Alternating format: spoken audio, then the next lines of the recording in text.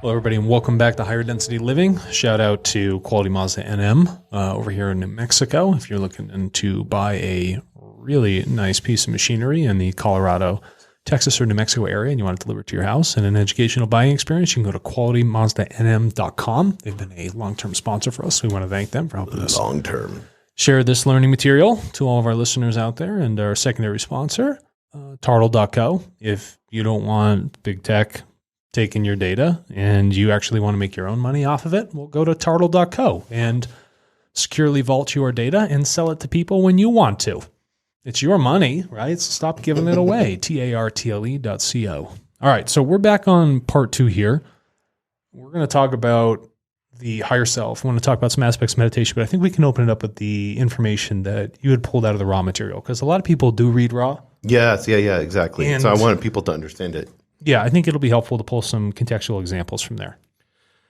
So I want to get into, and I think the last episode, you understood this, the individual's current self, and then their higher, more developed spiritual self. So this is part 2. So you need to go back and see Alexander's definition of this and the explanation. But I do want to get into the nature of the higher self. What Raw talks about is that it has a 6-density nature. And before you go off on this, the higher self exists, according to Raw, in the mid-6th density. This is a stage of development where the entity has acquired significant wisdom and understanding. So in case somebody doesn't know, what is mid-6th density? Mid-6th is the place that resides just before total union with creation itself. Now, if something was in total union with creation, who would you be having conversations with? You wouldn't really have a spirit that'd be connected with this realm of something that's so bright, so beautiful, so wise. It wouldn't be there. It'd almost be unnecessary at that point because it's done its job. It's left the beehive and it's gone completely back. But it sits here, residing in a very close level in a very beautiful, fine space. Mm-hmm. And this space is so fine, so delicate, but so incredibly powerful. But it's connected to all of this love, knowledge, wisdom, peace, concord, harmony, everything, whatever you want to name it, every good thing you could possibly imagine for the total evolution and the most loving, service to other nature resides in this realm. Yeah, it's almost like in a good way, not in a bad way, like Star Trek, the Borg. The 6th density higher self, you have the hive mind, which is creation, unity, 7th density in and of itself. And that's just this collective conscious hive mind. Yeah. And then you have the individual. I don't even want to use the word individual because it's fully connected to the hive mind. Completely. It's in unity. It's just a different process of it in a different entity, because 6th density is just light, I think. I don't think they even have a physical body or anything. There's no physical body. There's no physical body to be had. You couldn't access total information if you had a body. Yeah. You can't do it. Mm-hmm. At that point, when you're up at that level, you are, instead of living in time like you and I are. Yeah, I know they're not bound by time. But I think you'll appreciate this. Instead of living in time, you watch time. You track with me on this comment? Mm-hmm. Okay, that's what's occurring at that level. All right, you don't live within it. You're not doing these interactions like you and me live. It's almost like Thor going back and forth between his, on Marvel. You know how he goes to, I forgot the city. Yeah.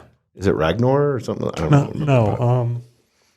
You know what I'm talking about. Yeah. But he goes up into that city, and then it's totally different rules.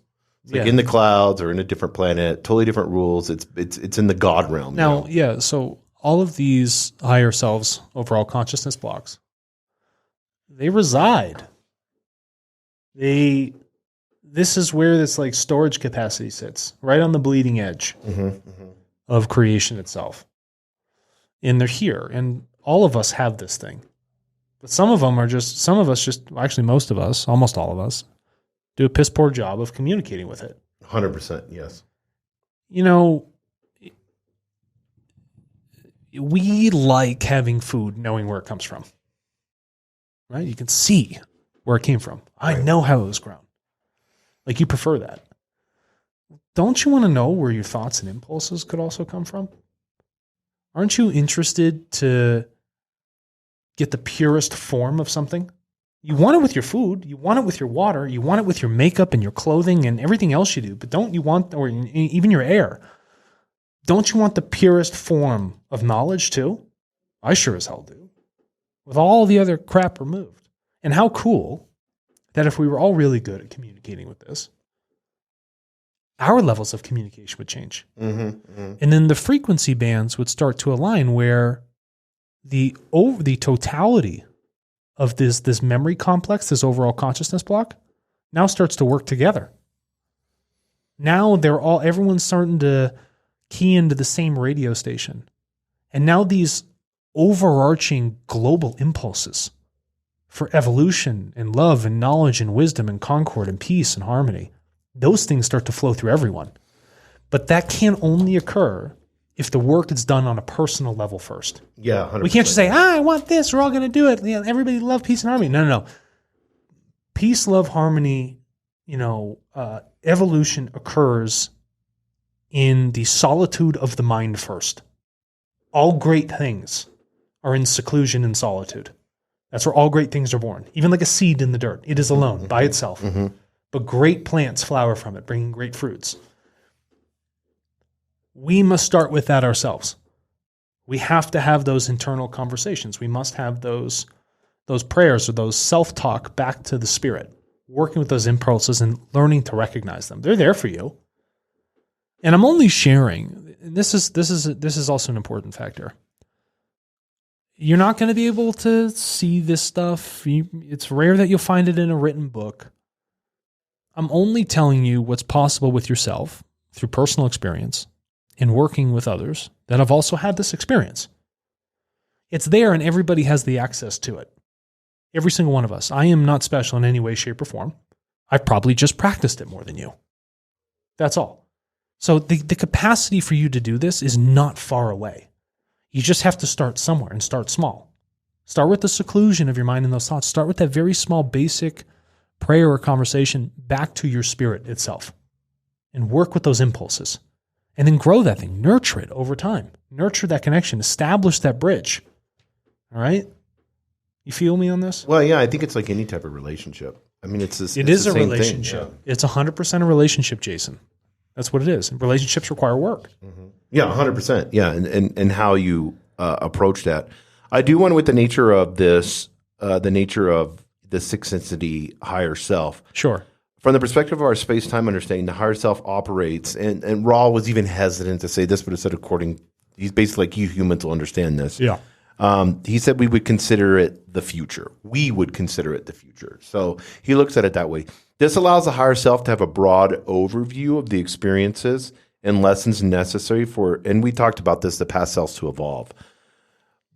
And what I really want to get into is understanding that the higher self is reluctant to allow its mind-body-spirit complex to enter negative time-space because its analogies, and Raul talks about this in it. It says that if the higher self takes the mind-body-spirit complex into negative time-space, it's the same as a prison.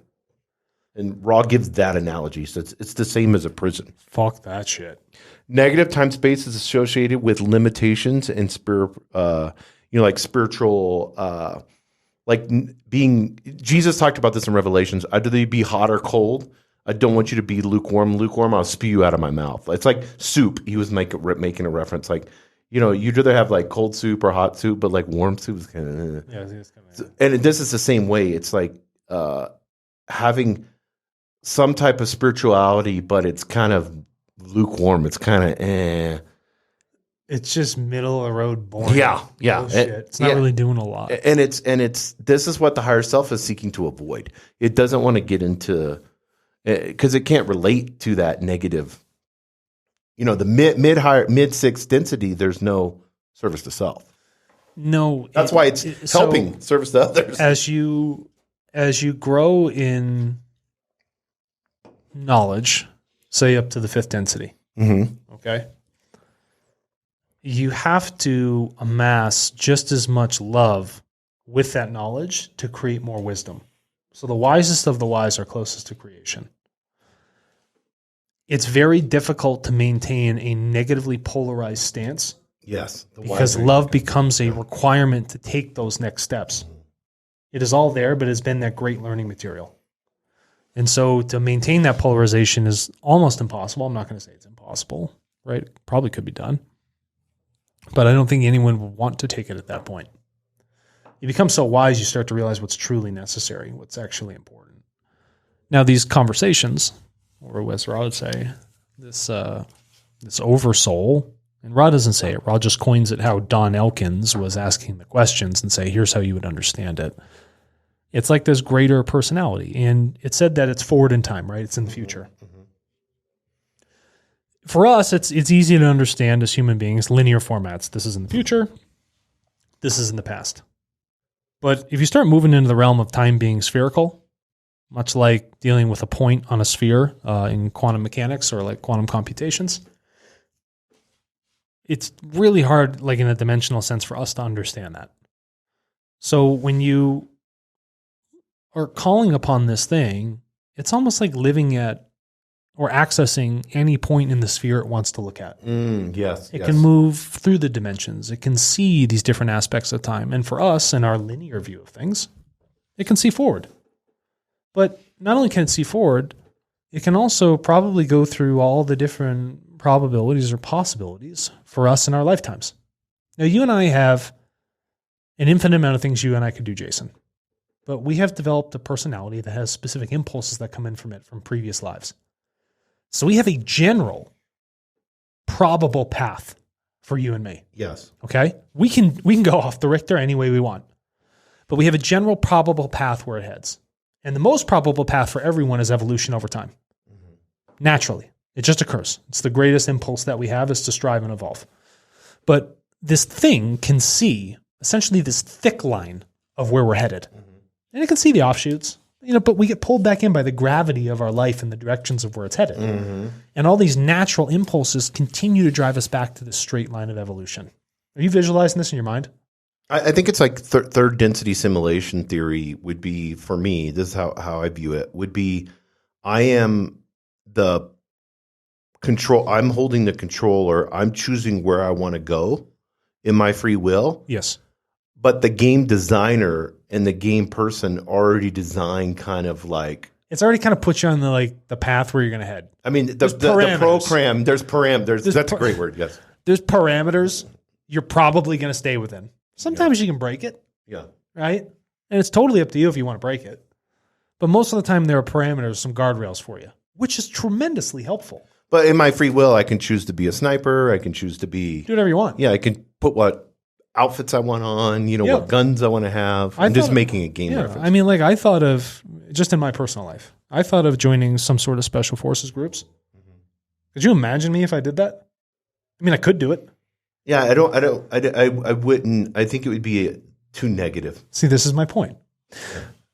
I have all these other... It would not evolve you. No, I have all these other deeper impulses which push me down a thing. Even though I have the ability to do other things well, I'm pushed back in by the strength of these params. Yes. Now, this higher self, oversoul, whatever, this thing that lives up there essentially outside of your time, gets to see all these different destinations.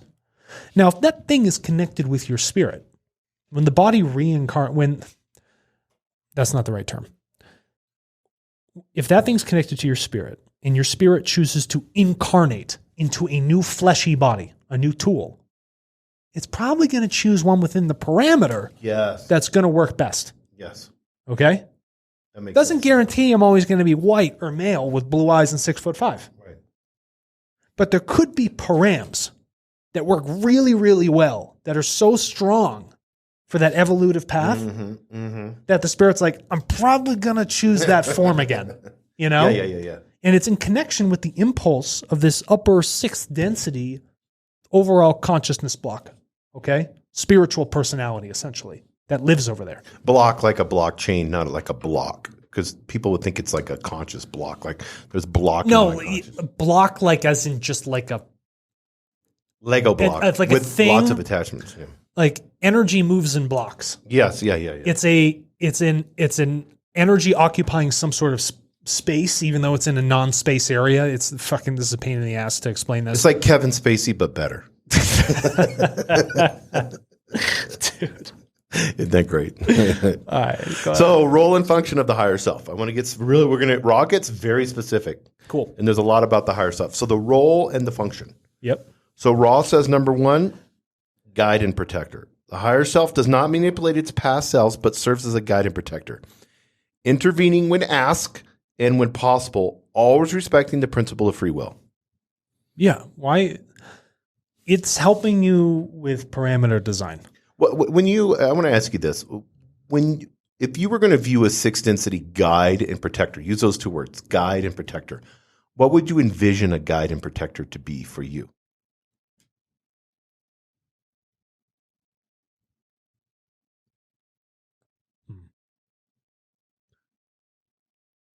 It is a little bit like,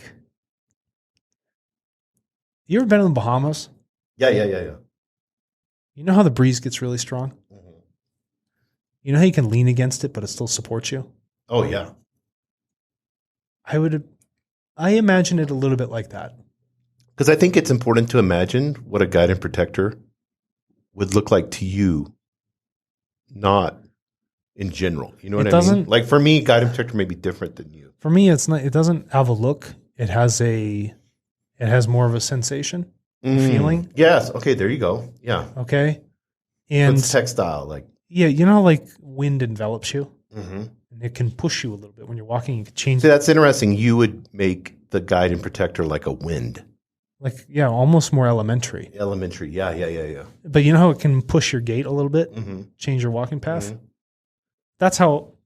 That's probably how I actually.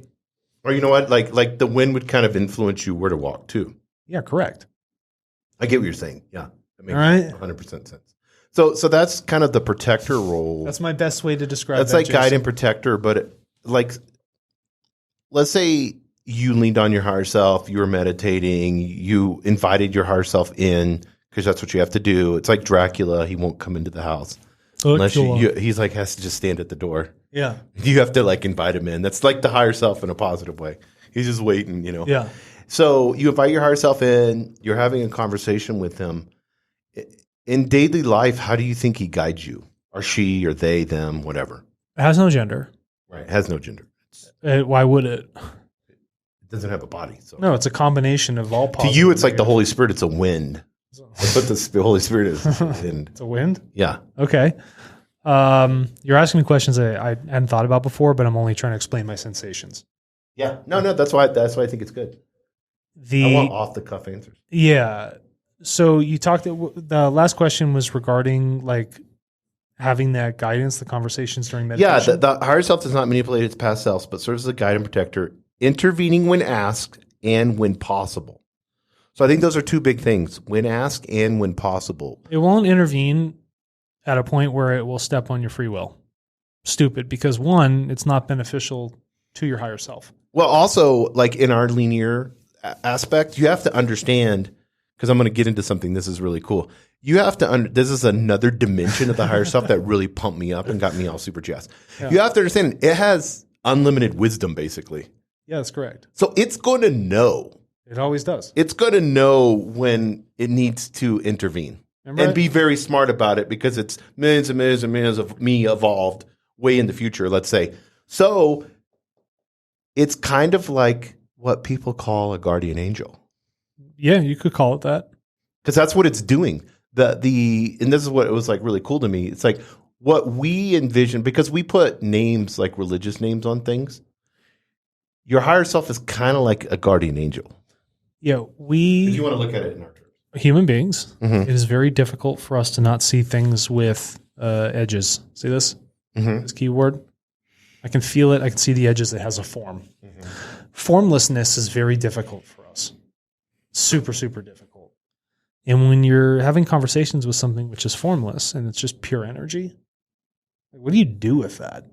So it's, in some respects, people will form these energies into like a thing because it allows them to adjust to it better. But in its purest format, this thing doesn't have a form. It does not have a time. It's just there. Mm-hmm. But we exist as a point on this sphere of time. Not in a line, but in a sphere of time. But it's not just there. And I know you're getting to this, but I want to make this really important. You're going there. It's not like this ambiguous God that's just there. It is super active all the time. You want to know why? Because it's so active. For us, an activity means it's frequency per second, right? This thing doesn't have seconds. It's just pure fucking on. It's just on switch everywhere, at all times, doing its thing. It's seeing, it's taking this information in, and when you ask it, because it wants you, it is a part of you in some respects.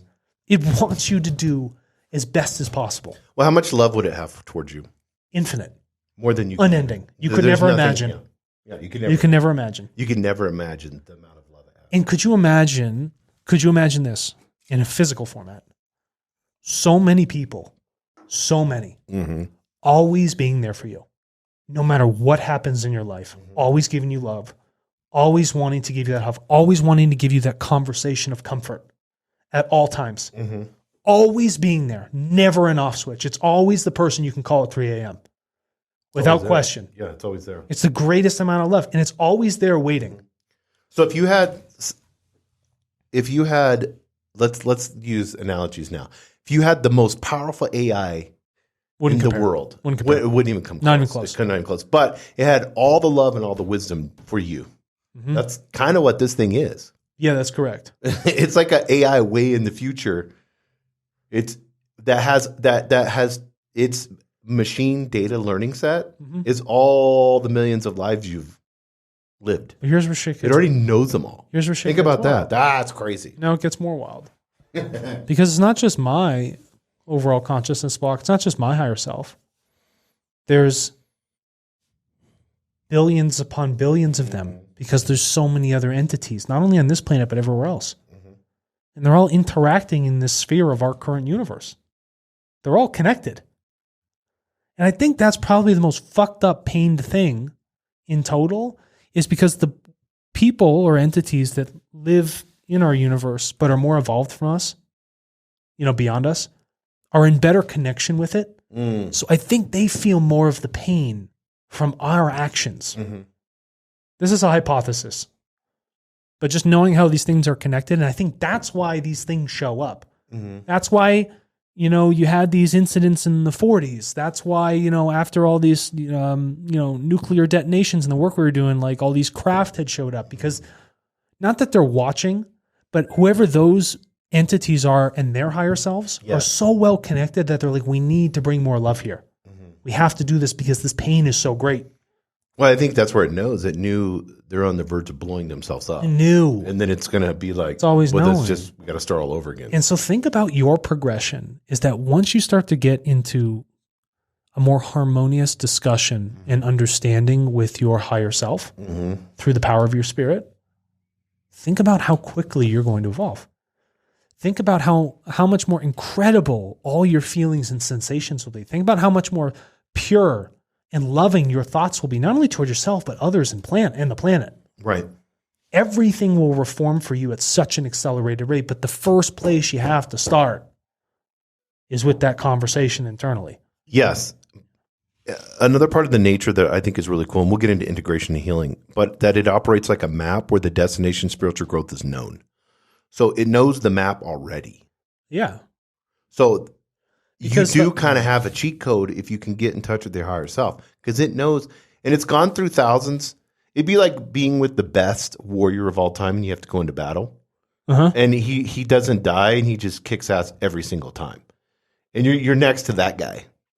You're going to be so confident that he's there. You know what I mean? Nothing will sway you. Yeah, nothing. And you'll find that confidence as a human being once you move into closer connection with this. It wants you. It's already at the end game. How about this? It's at the end game. This thing you're connected with. It's there. That energy is already there. Speak to it so it can point you with your fucking compass where you need to be walking. Yes. It's already telling you where the end destination is. In this great, vast cosmos. In the variability of life itself, it'll show you the end destination. It's always here. People are like, oh, I'm going to have to work really hard to see the end destination. No, it's right there immediately. Your end destination is to develop this ratio inside of you as a human being to pull in these greatest, most eternal, timeless values of love, knowledge, and wisdom. Mm-hmm. That's it. If you can pull those things in, you're naturally gated with your parameters heading in the direction of that thing. Well, I think you can even, there's multiple ways to ask. So, okay, I'm going to ask. So higher self, I'm asking you, I don't know what direction I need to go in. Please show me. And then number two, it's like, you may get like an emotion or a feeling or, something in your mind or your body, like an experience that happens, like a synchronicity. And then it's like, oh, okay, yeah. Like for me, I know when my higher self, because I don't experience peace a lot, just chaotic person, right? So when I experience peace, I know 100% I'm in the right direction. When I get that peaceful feeling, I know, like, I will bet my life on it that that's the direction to go. 100%. So the higher self knows that with me. So it'll give me that peaceful feeling when I need it, and then I'm like, oh, okay, shit, okay, cool. This is what I should do. I'm going that way. Next time something arises, no one's going to fucking doubt me. Keep doing this. Yeah, 100%. Yeah. So the higher self assists in healing experiences that have not been learned properly. So you would have to understand it would want you to heal. Not just learn and gain knowledge or gain wisdom, but the whole process is healing. Mm-hmm. Because you go to cut me, right? So you cut me with a blade. My field has been split on my skin. I have to integrate that field back together to heal. I have to integrate it. Yeah. The negative energy that split that field, I have to work with it to reverse it. Mm-hmm. This higher self will help with the guidance of negative things, negatively charged things. Yes. Coming to you. It is this wise teacher to say, shit, this feels novel for me, Alexander. This is novel.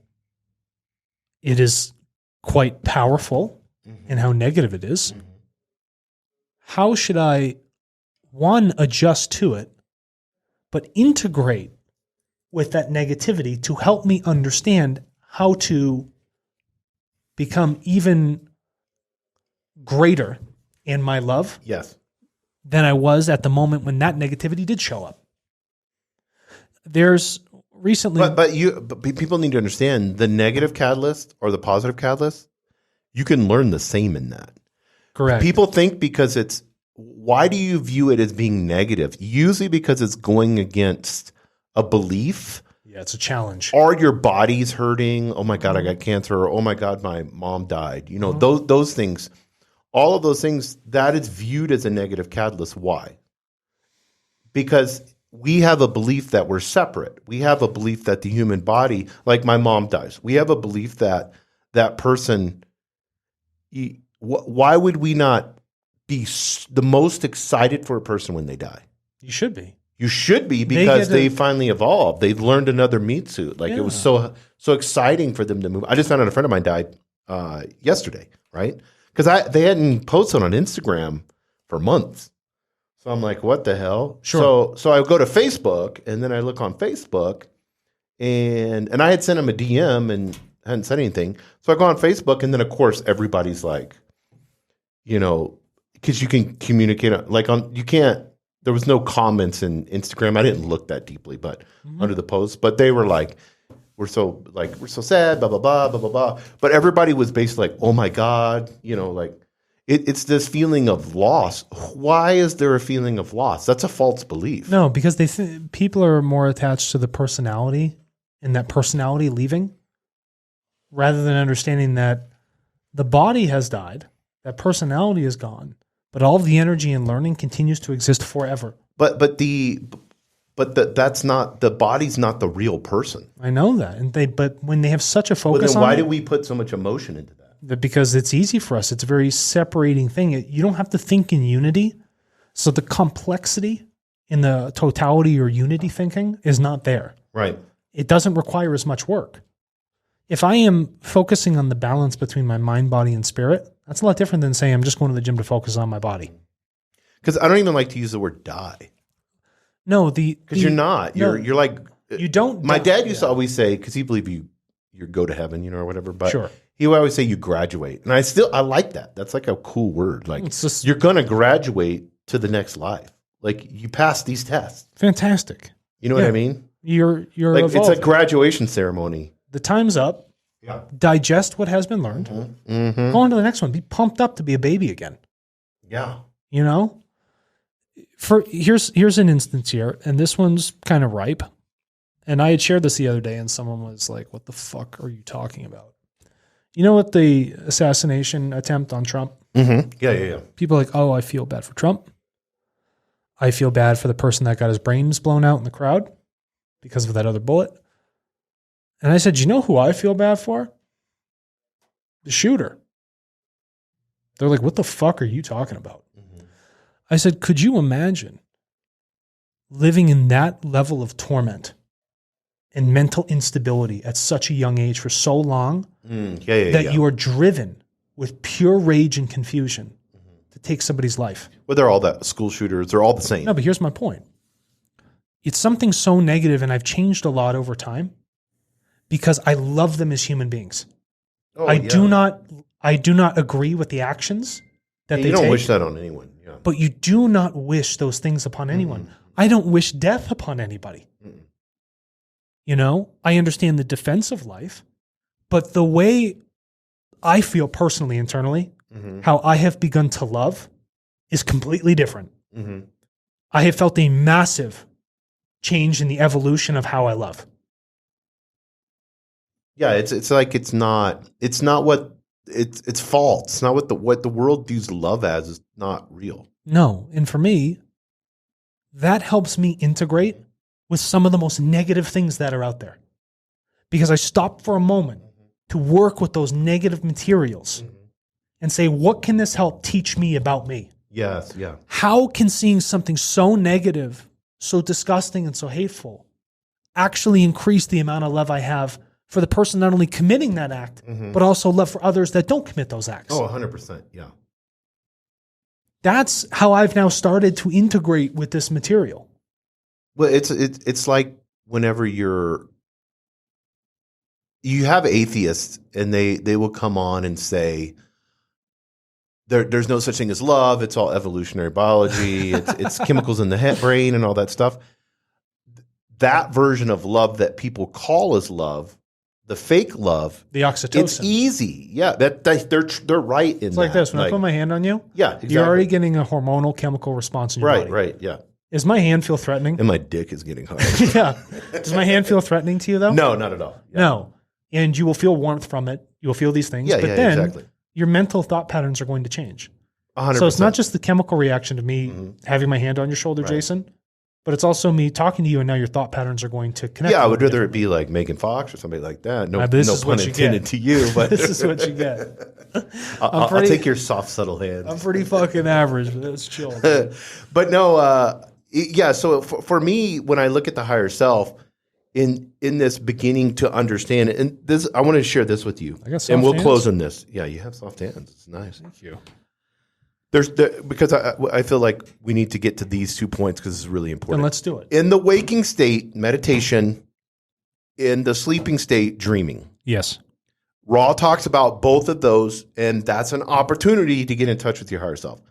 So let's start. I want to go to the higher. Let's go into the role of dreaming and the catalyst programming. That's what Ra calls it, catalyst programming. Okay. I like those words. The higher self can influence dreams and provide catalysts for learning and growth. It uses the experiences and knowledge from the mind-body-spirit complex totality to design these catalysts. So it's a designer too. That's a really important word. Ensuring they are appropriate for the individual spirit development. Okay. So it's designing. It's the game creator. It's creating stuff too for us. I think that's cool. Let's be reasonable here. Your day while I'm awake is distracting. Oh, 100%. There's so much shit going on. Constantly. Thoughts, computers, people Instagram, yelling, car accidents, fucking everything going, hungry. Yeah. You will miss synchronicities. Yes. You will miss impulses because you haven't practiced. What's cool about the dream state is the body is at rest. Your eyes are not taking shit in. So at this point, the higher self's like, good. Yes. Yeah. I have the attention of the mind. I am going to send some really interesting impulses through. And in the dream state, this person's going to have to work with it. Now, you will work with it, whether you're consciously aware or not. If you can wake up and record what happened in your dream state. Yeah, we've talked about this a lot, but this good. Will afford you more time to continue to focus on the impulses that come through. Now, that whole time that I was sleeping, I've now captured this stuff. I've gotten all these new things that I had missed during my previous day brought back to me. Say, hey, you also need to learn from this. These are some things you missed. I'm going to give it to you in an infinite amount of different variants in your dream state. Hopefully one of these hits. Now, you have a higher odd, Jason, if you wake up and record that dream state and reflect on it further. Yes. You ever woken up from a dream sad, pissed, crying, anything, horny? I don't care what it is. Yeah. Absolutely. Write it down. Write it down. Work with it. Right. It's given you that material because you missed it during the day, so it gave you at night, and then quickly capture it in your wake state. Yeah, well, I've done this periodically on and off, like for years.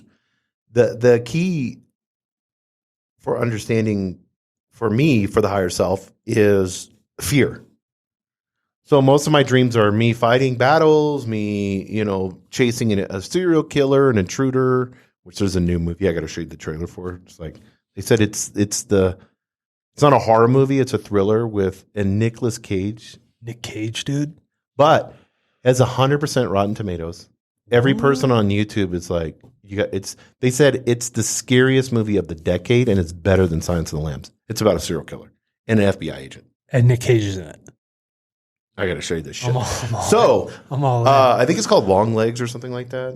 It's on the movie right now. It's in the movies right now. But I'm going to go see it with Leah here in the next day or two. But here's the thing that's really, really important.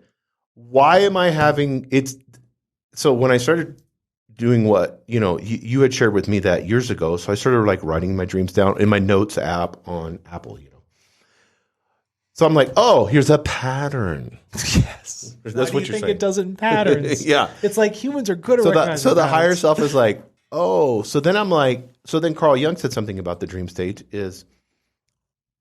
Tell yourself before you go to sleep that you want to understand all the symbols. Yeah. Because the language is symbols. Language is symbols. So then I started finding pentagrams, like these negative entity symbols. Then I started looking some of the symbols up. Like this, for some reason, the SS symbol would always show with the two lightning bolts. Two lightning bolts? Yeah. So I'm like, well, where does that come from? Well, they stole he stole like a lot of different, especially Himmler. He was like into the. Do you want me to send you the symbol? Ancient. Well, I already know. I studied everything. But, oh, okay, yeah. I mean, I don't know all the Billy Meyer symbols, but. So I'm like, oh, here's a negative symbol. Oh, this symbol popped. Oh, this one's negative too. Oh, let me do it. So then the pattern is displaying. Okay. So then I'm like, what's the root? What's the root with all this? Well, one is separation. One is every person I meet is a threat. Yeah, it's not good. So that's not good. Yeah. And so I came up with that. This was a couple years ago. So every person's a threat. Every situation I come into is a threat, whether it's my work or and that propels me to do, it's cheap fuel, and it can get me to where I need to go because that's what, for my whole life, I was that way. I was like, fuck you, fuck this, fuck that. Yep. I'm going to do this shit. I'm going to fucking work 24 hours a day, 7 days a week. And it just out of sure will.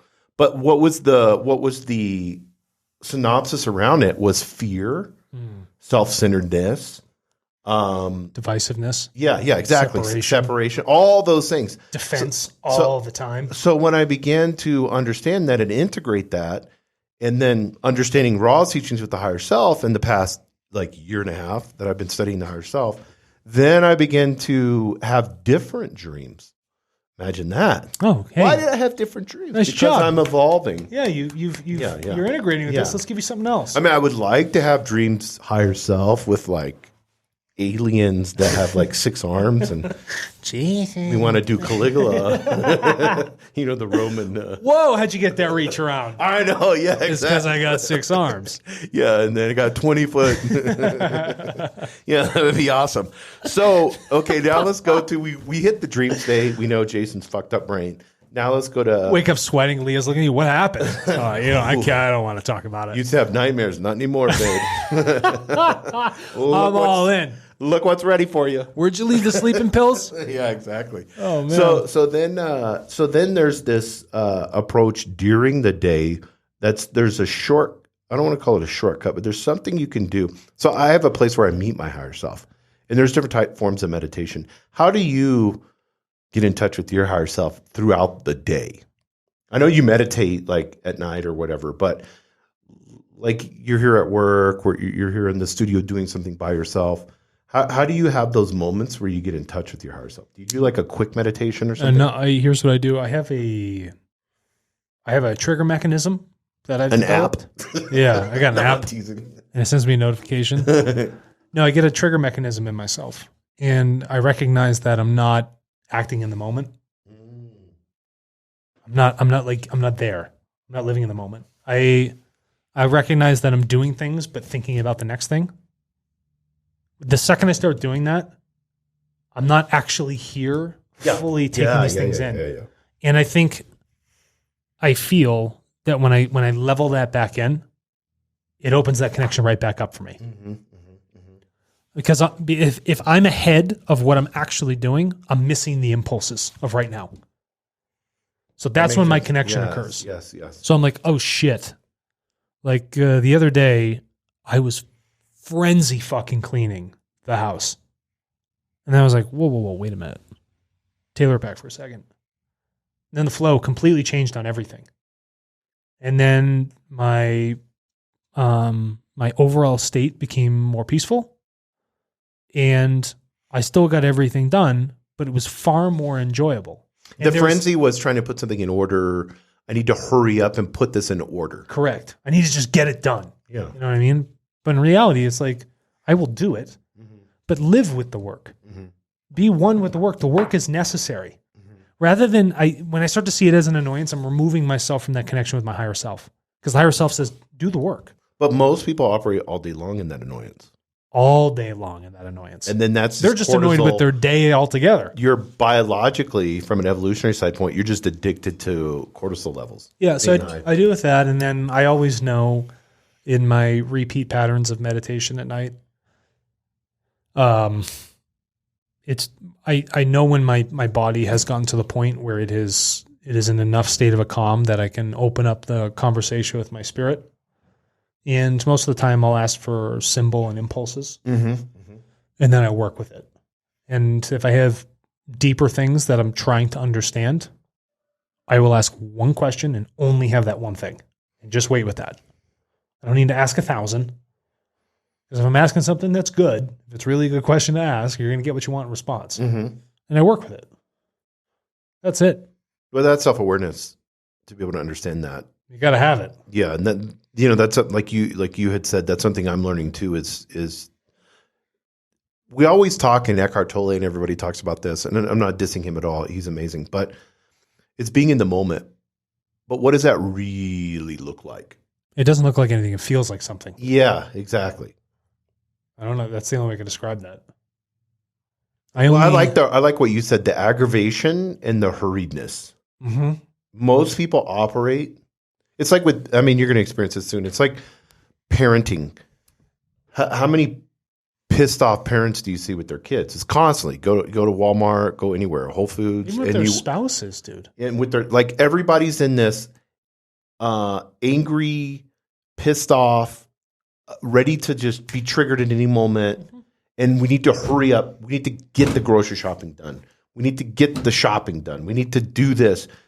For me, with meditation, how I can drop into it really quick, because I'm in like a negative entity, basically. We're opposites, But for me is to have gratitude. Yeah. Like, oh, wow, I have money where I can go shopping. Oh, wow, I took a hot shower this morning. Oh, wow. I made single origin expensive coffee because I could afford to do that. Yeah. I paid $110 for a bag of coffee. Thank you for that bag, by the way. Well, yeah, I mean, both of them. But that's a lot of money for coffee. Most people don't do that. But I like it, so I was able to do that. And I can just like,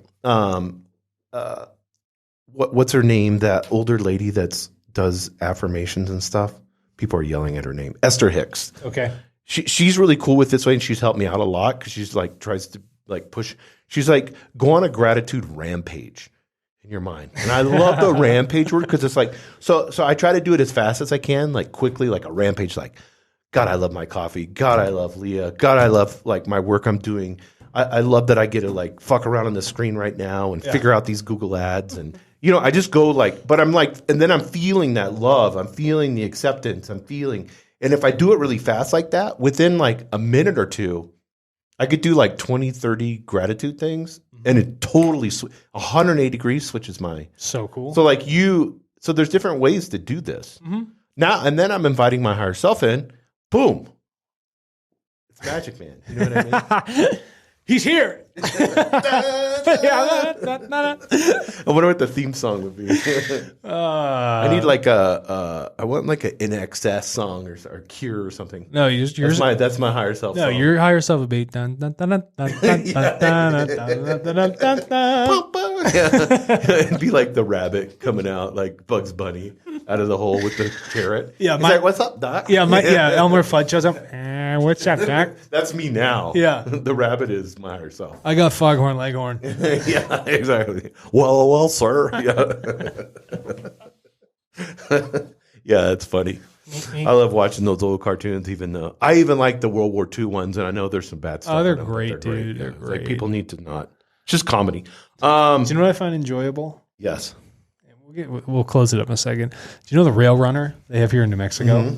You know, they got the actual they got the road runners painted on the side. Yeah. I love when the doors are closing and the train's leaving and it goes meep meep.